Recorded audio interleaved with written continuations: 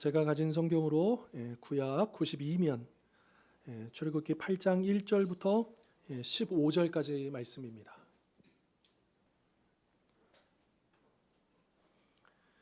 1절로 15절까지 말씀 이제 한 절씩 저와 함께 교독하시겠습니다. 여호와께서 모세에게 이르시되 너는 바로에게 가서 그에게 이르기를 여호와의 말씀에 내 백성을 보내라. 그들이 나를 섬길 것이니라.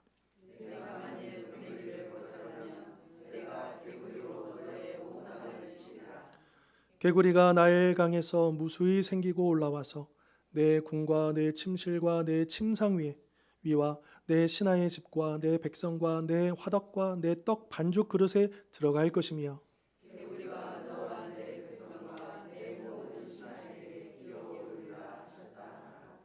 여호와께서 모세에게 이르시되 아론에게 명령하기를 내 지팡이를 잡고 내 팔들을 강들과 운하들과 못 위에 펴서 개구리들이 애굽 땅에 올라오게 하라 할지니라.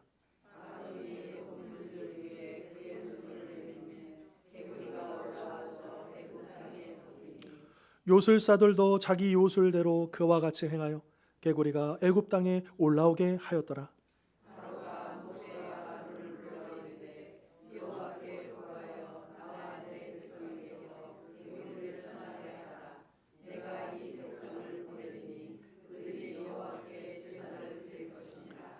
모세가 바로에게 이르되 내가 왕과 왕의 신하와 왕의 백성을 위하여 이 개구리를 왕과 왕궁에서 끊어 나일강에만 있도록 언제 간구하는 것이 좋을는지 내게 분부하소서.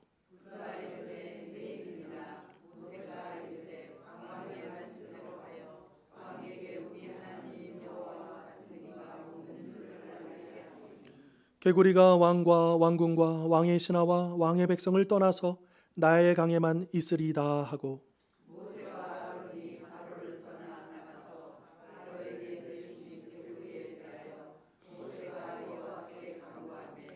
여호와께서 모세의 말대로 하시니 개구리가 집과 마당과 밭에서부터 나와서 죽은지라.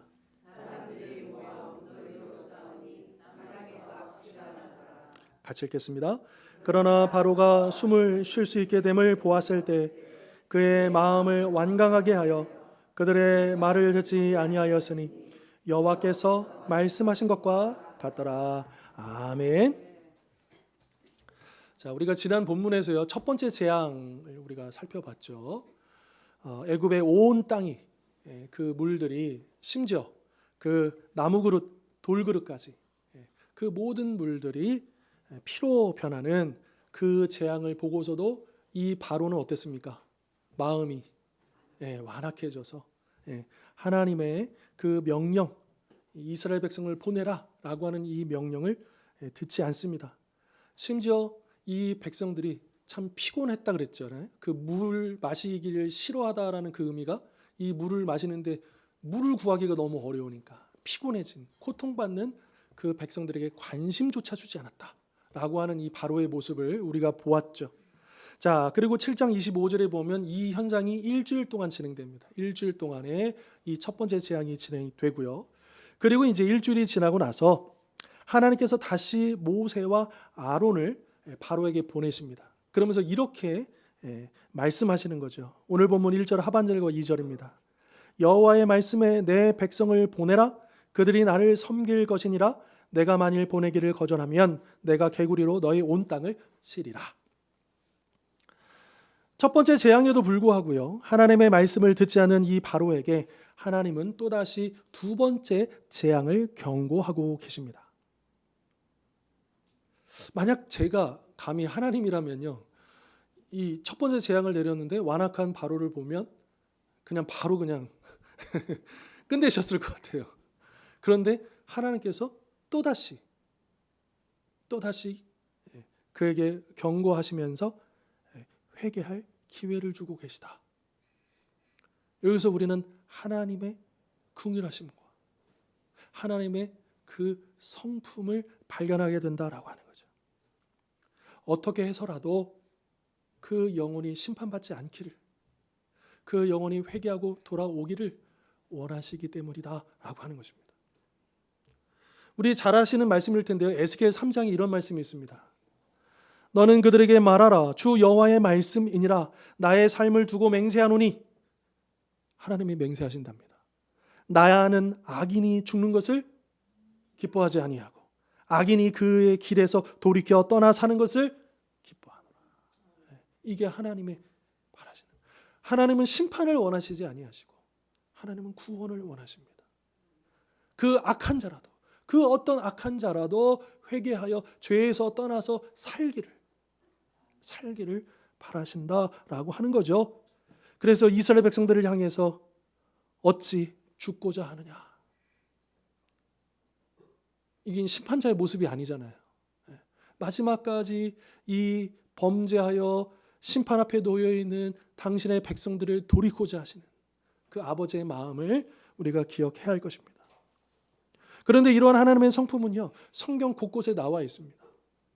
여러분, 소돔성 이 사건 한번 생각해 보실까요? 소돔성에도 하나님께서 이미 그냥 심판하셔도 되는데 거기에 두 천사를 보내시잖아요.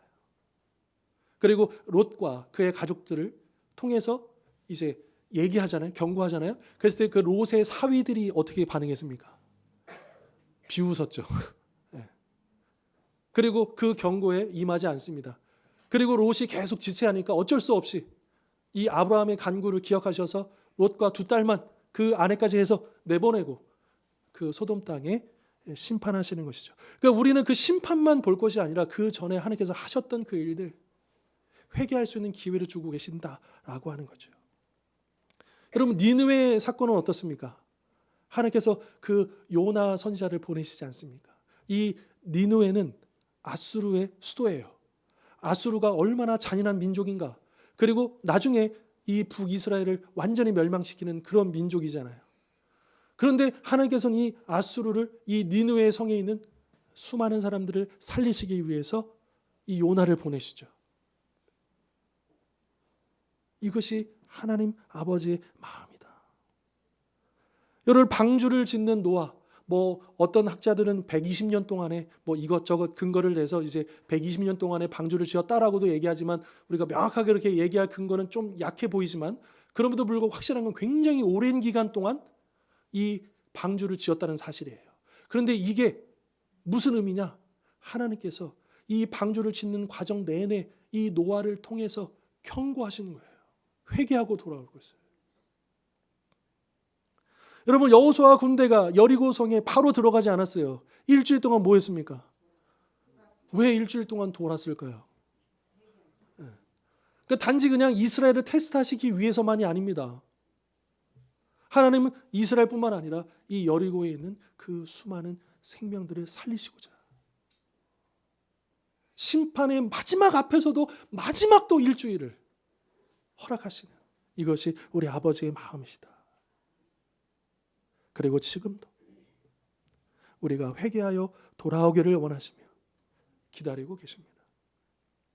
따라서 우리 자신을 먼저 돌아보며 악한 습관들을 떨쳐버리고 죄악의 자리에서 일어서야 할 것입니다.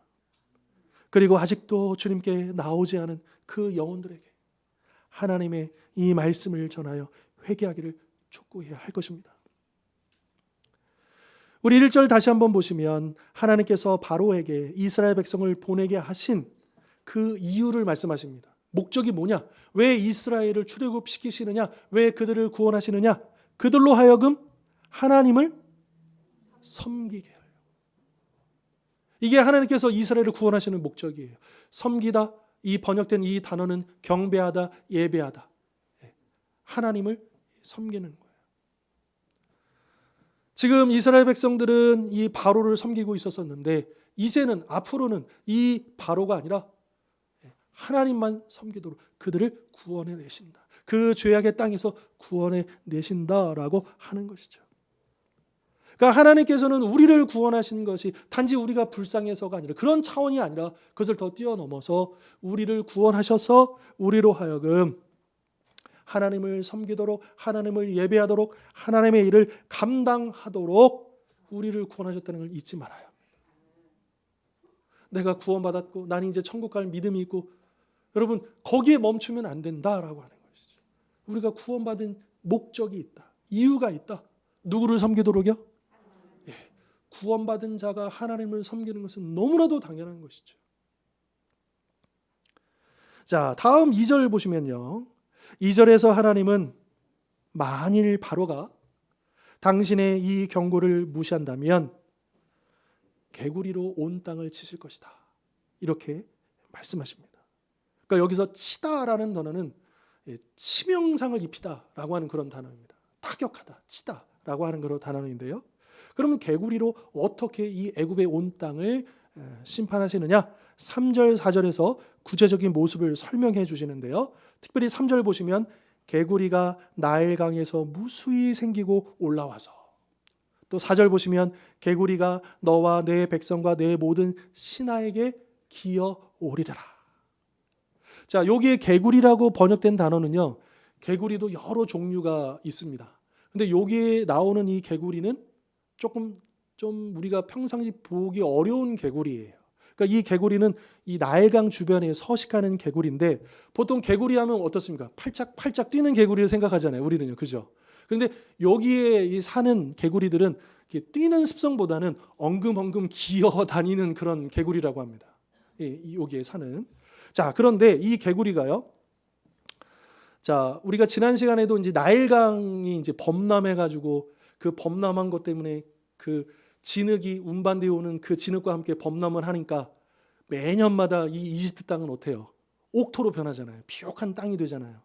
그런데 그렇게 범람이 끝나고 물이 쫙 빠지면 그때부터 요 나일강 주변의 늪지대나 이런 데 웅덩이에 살았던 개구리들이 막 올라온다고 합니다. 이게 이제 이 당시에 애굽 사람들의 이제 어떤 자연 배경인 거예요. 그러니까 그 비옥한 땅 위에 조그만 개구리들이 막 이렇게 올라오는 그 모습을 보면서 대대로 이 애굽 사람들은 야, 저 개구리를 신성시하는 거예요.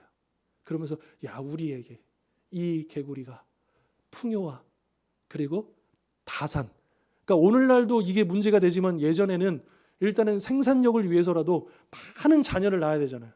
그러니까 뭐 비단 애굽뿐만 아니라 다른 모든 나라들도 항상 우상을 섬기는데 꼭 들어있는 신이 누구냐?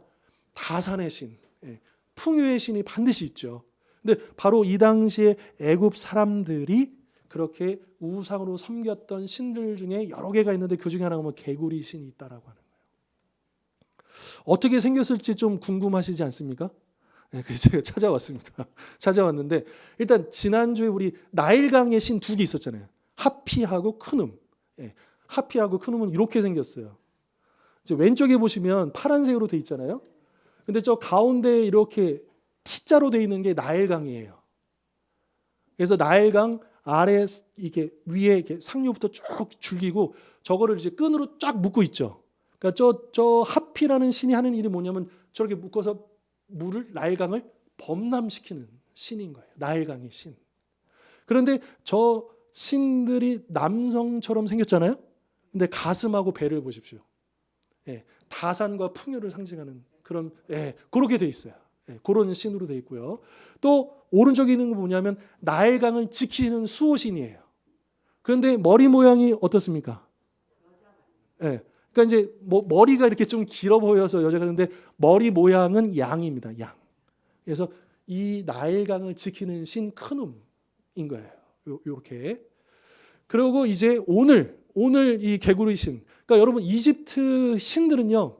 사람 얼굴을 하고 있는 신들도 있어요. 뭐 오시리스라든지 이시스라든지. 그런데 또 많은 신들은 몸은 사람인데 얼굴만 짐승의 모습을 하고 있는 그런 경우가 많거든요. 요 개구리 신도 마찬가지입니다. 좀 예쁘게 생겼어요. 얼굴 보시면 이렇게 눈 이렇게 예쁘게 떠가지고 개구리 모양을 이렇게 하고 있잖아요. 그러니까 우리가 생각할 때 개구리가 아이 뭐야 뭐 이렇게 있지만 애굽 사람들한테는 신성한. 그러니까 지금 인도 사람들한테는 뭐가 신성한 동물이죠? 소가 신성한 동물이죠. 그런 것처럼 이 애굽 사람들에게 있어서는 이 개구리가요 신성한 동물인 거예요. 그래서 이 모양을 따가지고 이 헤케트라고 하는 이 신을 만들어내서 우리에게 풍요와 다산을. 그리고 아까 그 수호신 크눕 있잖아요. 크눕의 와이프. 그래서 나일강과 개구리를 딱 엮어가지고 스토리가 딱 나오죠. 여러분 우상의 스토리는 뻔합니다. 다 뭐예요? 우리에게 복을 주고 건강을 주고 사람들이 자기를 위해서 만들어낸 게 우상이잖아요. 근데 요 개구리 우상도 마찬가지다라고 하는 거죠. 자, 그런데 이 개구리가 애굽 사람들한테는 축복이었는데 이 축복이 하루아침에 뭘로 바뀌어요? 재앙으로 바뀝니다. 하나님께서 완전히 뒤바꿔 주신다라고 하는 것이죠. 그래서 3절 보시면 이 개구리들이 원래는요 이 땅에만 있어야 돼요. 물가에만 있어야 돼요. 개구리들이요. 이게 자연적인 현상이에요. 하나님이 정해 놓으신 자연 법칙이에요. 그런데 갑자기 이 개구리들이 무수히 많이 생기면서 올라오는데, 여러분 저는 이 무수히라는 단어가요. 무수히 생겨오는 단어가 원문이 이런 의미예요. 제가 상상을 해봤어요. 이 원문의 의미를 따라서. 근데 영화 같은 데 보면 막 이런 구멍에 바퀴벌레나 막 수많은 개들이 막 올라오는 거 있죠. 그런 의미예요. 갑자기 이 개구리들이 기하급수적으로 막 늘어나가지고 이 개구리들이 막 올라오기 시작하는데 왕궁으로 집으로 침대로 막 올라오고, 그것도 모자라서 4절 보십시오. 사람의 몸에 막 기어오르는 거예요. 이런 개구리들이 온몸에 막 달라붙어서 막 기어오른다고 상상해 보십시오. 어때요? 오, 아무리 개구리가 신성한 동물이라 할지라도 막 진짜 막 그런 바퀴벌레 같은 그런 숫자로 막 기하급수적으로 막 늘어서 애굽 온 땅을 차지하고 사람에까지 막 올라온다 생각해 보십시오. 여러분 이거는 결코 자연적인 현상이 아닙니다. 초자연적인 하나님의 능력을 보여주고 계시다라고 하는 거죠. 자, 이처럼 1절로 4절에서 하나님께서 이렇게 경고하셨고, 만약에 바로가 이 경고를 무시하면 이제 지팡이를 잡고 팔을 뻗어서 모든 물 위에, 그래서 선포할 때 이 개구리들이 올라오게 돼서 그야말로 애굽 땅을 덮어버리고 말았다라고 하는 거죠. 자, 그러자 바로가, 사람은 고쳐쓰기 어렵다 그러죠. 이번에도 또 요술사를 대동합니다. 첫 번째 재앙 때도 그랬잖아요. 요술사를 불러와가지고 야 니네 신이 그 정도야? 나도 그 정도는 할 수 있어 해가지고 해봐. 요술로 물을 피로 만들었죠. 이번에도 요술사가 나타나서 이제 요술로 개구리가 애굽 땅에서 올라오게 합니다. 그러나 그들은 재앙의 근원인 이 개구리를 사라지게 하거나 물러가게 하지는 못하는 것이죠. 왜냐하면 그들은 하나님의 능력을 약간 모방할 뿐, 흉내낼 뿐, 그들에게는 이 재앙을 해결할 능력이 있어요, 없어요? 없습니다. 여러분, 사탄의 능력이 그런 거예요. 우리가 사탄을 너무 만만히 봐서도 안 되고요. 그렇다고 해서 우리가 사탄을 두려워할 필요가 없는데, 사탄에도 분명히 인간의 능력을 초월하는 초자연적인 기적을 일으키는 능력이 있습니다. 그러나 성경은 분명히 말씀하십니다. 흉내낼 뿐이라고요. 보통 사탄이 하는 것은 하나님이 하신 일들을 따라할 뿐이라고요. 그래서 마치 우리에게 내가 하나님이야 라고 하는 거짓말로 속이는 거죠. 하지만 흉내낼 뿐, 하나님의 능력에는 비교조차 할 수가 없다라고 하는 거죠. 결국 바로는 8절 보십시오. 모세와 아론을 불러서 이렇게 말합니다. 여호와께 구하여 나와 내 백성에게 개구리를 떠나게 하라. 내가 이 백성을 보내리니 그들이 여호와께 제사를 드릴 것이니라. 여러분, 첫 번째 이 재앙 때는요, 그래도 어디선가 힘들게 모래를 파고 흙을 파면 물이 좀 나왔기 때문에 살 수는 있었어요. 그리고 바로가 자기가 일할 필요도 없잖아요. 가져다 주는 물을 마시면 되니까. 그런데 이 개구리 재앙은 그게 아닌 거죠. 감당이 안 되는 거예요. 흉내는 냈는데 해결은 못하고 너무너무 견디기 힘드니까 결국 이 바로가 모세와 아론을 불러서 이 개구리를 없애달라. 벌써 두 번째 재앙부터 이 바로가 깨갱하는 모습을 보여주고 있다라고 하는 거죠.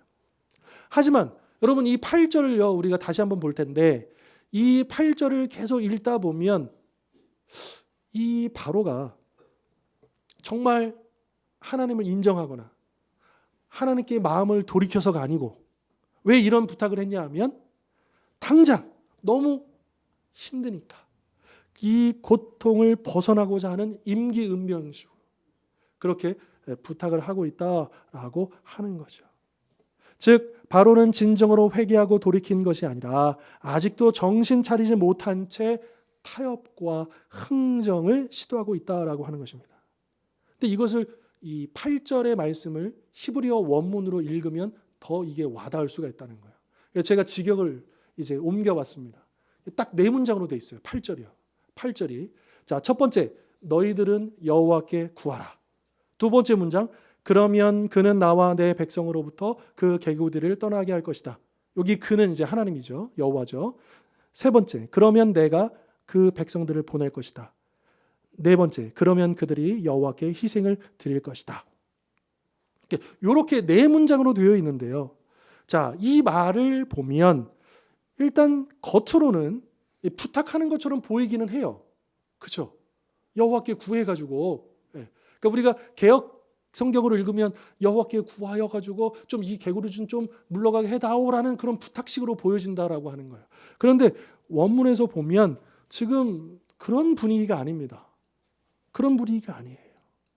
지금 여전히 애굽의 왕으로서 이 고압적인 자세 있잖아요. 왕의 체면을 지키면서 채통을 지키면서 이런 모습들이 보이는데 여러분 첫 번째 보십시오. 너희들은 여호와께 구하라. 이거 부탁입니까? 명령입니까? 네, 명령이에요. 지금 사실은 바로가 갑이 아니라 을인데 지금 을인데도 지금 깨닫지 못하고 여전히 자기가 갑인 줄 알고 모세와 아론을 불러다가 너희는 여호와께 구해. 당장 구해. 이렇게 지금 명령을 하고 있다라고 하는 거죠. 그리고 자신의 그 명령대로 모세와 아론이 여호와께 구하면 즉 자신의 제시하는 조건 이거를 충족하면 이스라엘 백성이 네 번째 여호와께 희생을 드릴 수 있을 거야. 그러니까 조건을 제시하고 거기에 따르면 그러면 보내줄게 라고 하는 타협과 흥정을 지금 하고 있다라고 하는 거죠.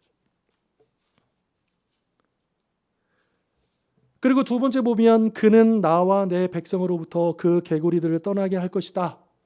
여기도 보면 마치 이 바로가 그는 하나님은 그러니까 하나님의 능력을 좀 인정하는 것처럼 그렇게 보일 수도 있겠지만 사실은 이것도 여전히 조건에 불과하다는 거예요. 조건에 불과하다. 그러니까 하나님이 개구리를 떠나게 하면이에요. 그러니까 하나님은 이 개구리의 재앙을 물리칠 수 있는 분이시다라는 고백이 아니고 카드예요, 카드. 그래서 하나님이 그 카드를 나에게 주면 그럼 내가 보내줄게.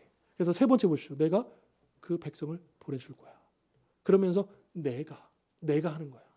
지금 이 협상을 누가 주도하는 거예요? 바로가 주도하는 거죠. 지금. 그런데 여기 보면 참 바로가요. 간교하게도 보내긴 보내는데요. 얼마나 멀리 보내는지, 얼마나 오랫동안 보내는지, 누구를 보내는지 얘기 안 해요. 그냥 보낼 거야. 그리고 그런 내용들은 또 카드를 숨겨놓고 있습니다. 이거 나중에 써먹을 카드예요. 나중에 나옵니다. 그러니까 이게 처음부터 이 바로가요. 벌써 계산하고 하나가 지금 타협하면서 나중에 쓸 카드는 남겨놓고 일단은 내가 보낼게. 근데 구체적으로 얘기하진 않아요. 어떻게 보낼 건지, 누구를 보낼 건지 얘기하지 않고 그냥 보낼게. 이렇게 이야기를 한다. 자, 정리해 보면 바로는 지금 하나님을 상대로 하나님이 뭐뭐 해주시면 내가 뭐 하겠다. 타협과 흥정을 하고 있다라고 하는 거죠. 개구리를 떠나게 하면 내가 이스라엘을 보내겠다. 즉 자신이 하나님의 협상 당사자이고 이 협상을 자신이 주도하고 있다라고 하는 것을 밝히고 있습니다. 이 얼마나 교만하고 자기 중심적인 모습입니까? 그리고 이것은 지극히 어리석고 미련한 모습인 것이죠. 왜냐하면 회개하지 않고 타협하고 흥정을 하려고 하면 할수록 그 고통은 점점 더 심해질 것이기 때문입니다. 그걸 보여주는 게 첫째 재앙, 둘째 재앙, 셋째 재앙, 넷째 재앙. 그러니까 이 바로가 바로 회개하고 인정하면 되는데 자꾸 거래하고 타협하고 흥정하고 결단을 내리지 못하니까 첫째, 둘째, 셋째, 넷째 재앙이 계속해서 이어진다라고 하는 것이죠. 여러분 그 늪 아시죠? 늪. 거기에 빠지면요. 늪에 빠지면 빠진 사람은 자연적으로 늪에서 살려고 막 허우적대잖아요. 그럼 어떻게 됩니까? 더 빠집니다. 더 빠져요. 지금 바로는 늪에 빠졌는데 어리석게도 여기서 빠져나오려고 더 막 허우적대는 거예요. 자기가 뭘 할 수 있다라고 착각하는 거예요. 그런데 늪에 빠진 사람은 반드시 이 늪 밖에 있는 누군가가 도와줘야만 빠져나올 수 있습니다. 그렇지 않습니까? 근데 지금 이 바로는 깨닫지 못하는 거예요. 자기가 지금 늪에 빠져 있다라고 하는 거, 죄악의 늪에 빠져 있다는 걸 깨닫지 못하고 자기가 뭔가를 해보려고 하지만 점점 더 이 첫째, 둘째, 셋째, 넷째 재앙을 계속 거듭할수록 바로와 애굽은 점점 어떻게 됩니까? 네, 무너집니다.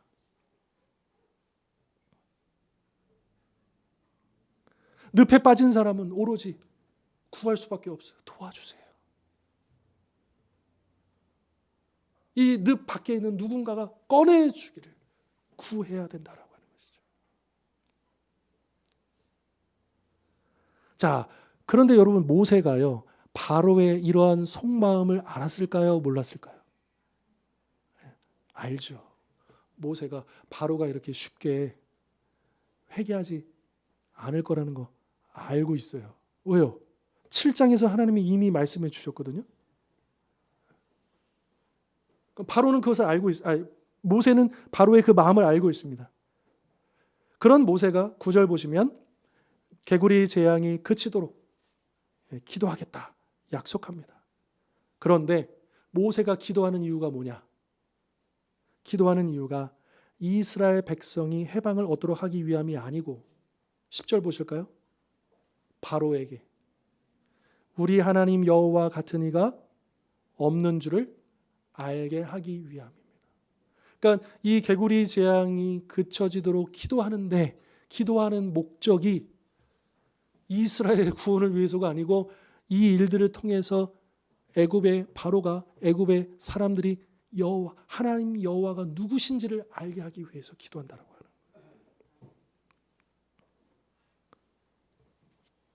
왜냐하면 아까도 언급했듯이 모세는 지금 이 바로가 쉽게 주님께로 돌아오지 않을 거라는 것을 7장 3절 4절에서 이미 들어서 알고 있었기 때문입니다. 그리고 7장 5절 한번 보실까요? 7장 5절. 앞에 7장 5절 보시면 내가 내 손을 애굽 위에 펴서 이스라엘 자손을 그 땅에서 인도하여 낼 때야 애굽 사람이 나를 누구로요? 여호와인 줄 알리라. 이것을 모세가 알고 있었기 때문에 바로에게 그렇게 반응을 했다라고 하는 것이고요. 그래서 12절에 개구리 재앙을 그치게 해달라 여호와께 간절히 기도합니다. 이 간구하다라는 원문의 의미가 아주 간절히 기도했다는 거예요.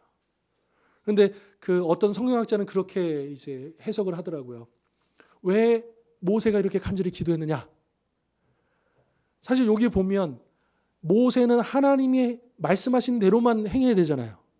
그런데 지금 보면 모세가 언제 개구리가 끊어지도록 간구하면 좋을까요? 물어봤잖아요.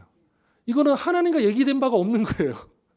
다만 모세가 자기의 욕심을 위해서도 아니고 어떤 목적이었어요? 하나님이 어떤 분이신지를 알게 하려고 그렇게 얘기한 거예요. 그런 하나님의 뜻에 부합한 그 행동을 한 거예요. 그렇지만 이거는 하나님과 얘기된 바가 없으니까 간절히 하나님 저 이 기도 안 들으시면 안 됩니다. 그렇게 기도했다라고 해석하는 성경학자들도 있더라고요. 그것도 그럴 수 있겠다라는 생각이 들더라고요. 아무튼 모세는 간절히 기도했고 하나님은 13절에서 모세의 기도대로 응답하셨습니다. 그런데 그 응답을 보면요. 이 개구리들이 죽어요. 그런데 이상하게 죽어요. 여러분 만약에 자연스럽게 죽는다 그러면 개구리들이 집에서 침상 위에서 사람 몸에서 이렇게 죽어야 되잖아요. 근데 여러분 보십시오. 13절. 밖으로 나와서 이 개구리들이 그 자리에서 죽는 게 아니고 밖으로 나와가지고 죽습니다. 이게 자연스러운 일이 아니라는 거예요. 하나님이 역사하신다는 것을 분명하게 보여주고 있다라고 하는 것이죠. 하지만 이 무더기로 쌓았잖아요. 그리고 이 무더운 날씨에 습한 이 지역에 이 죽은 개구들이 금방 썩었겠죠. 그러니까 어떻게 했겠습니까? 그래서 뭐라 그래요? 14절. 사람들이 모아 무더기로 쌓으니 땅에 뭐가 나더라? 악취가 나더라 라고 말씀하고 있습니다.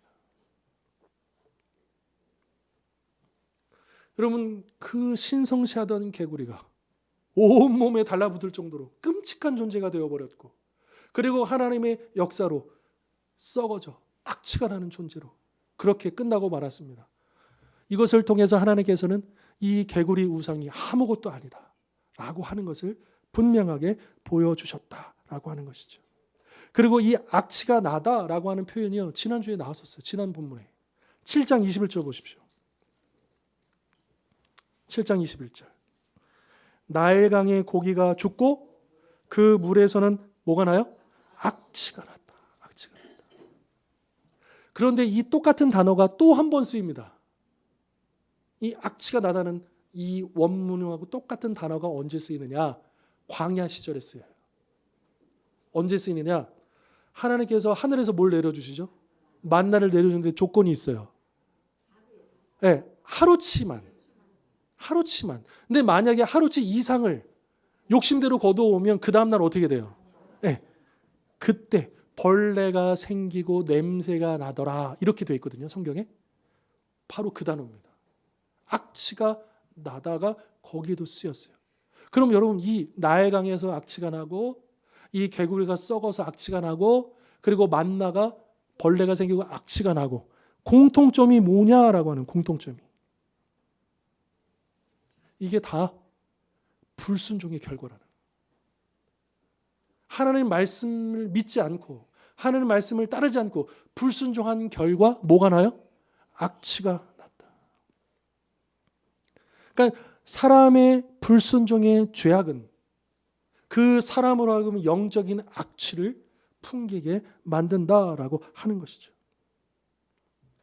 그런데 고린도후서 2장 15절에 보면 뭐라고 말씀하시느냐? 우리 그리스도인들을, 우리 성도들을 가리켜 하나님 앞에서 그리스도의 향기니 이렇게 말씀하십니다.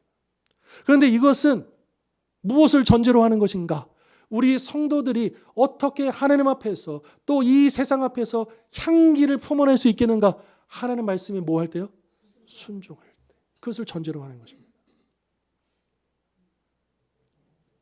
그러나 만약 우리도 이 바로와 같이, 그리고 광야의 이스라엘 백성들 그 일부 그 사람들 같이 하나님의 말씀에 불순종하게 된다면 우리의 삶을 통해서 이 세상 사람들은 악취를 맡게 될 것입니다.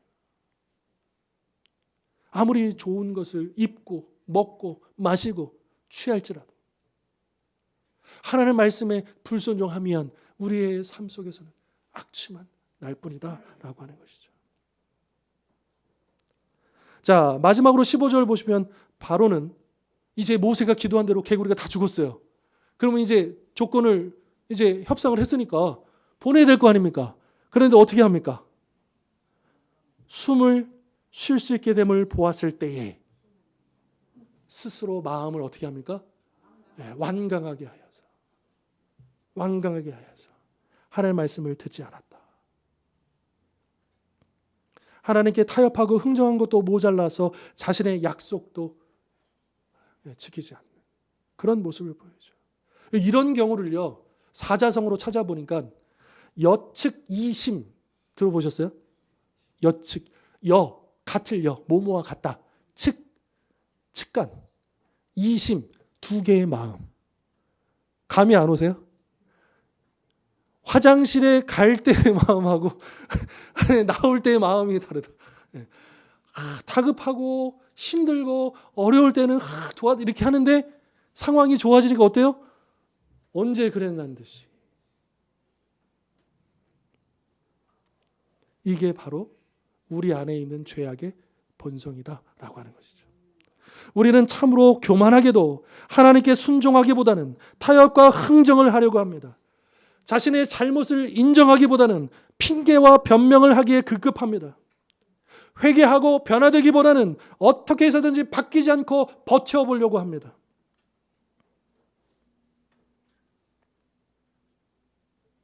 혹시 지금 하나님을 상대로 타협하고 흥정하고 있는 것은 무엇입니까?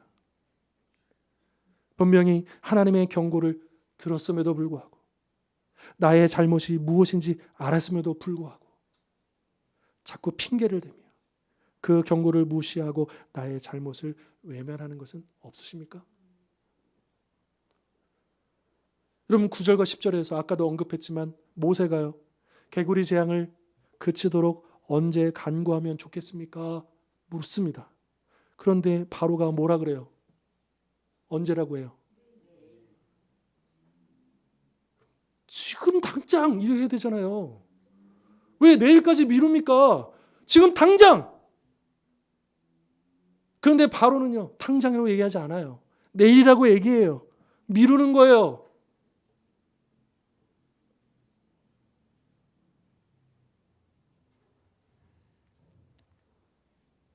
이러한 바로의 모습이 지금 당장 회개하기를, 변화되기를 거부하는 우리 안에는 죄악된 모습일 수 있겠다라고 하는 것이죠. 그러므로 우리를 불쌍히 여기시고 우리가 심판받지를 원하시지 않기 때문에 어서 돌이키고 회개하라는 하나님의 그 경고의 말씀 앞에서 타협하고 흥정하기보다 지금 당장 순종하여 이 세상의 영적인 악취가 아니라 그리스도의 향기를 풍기며 살아가는 우리 모든 성도님들 되실 수 있기를 주님의 이름으로 축원합니다. 기도하겠습니다.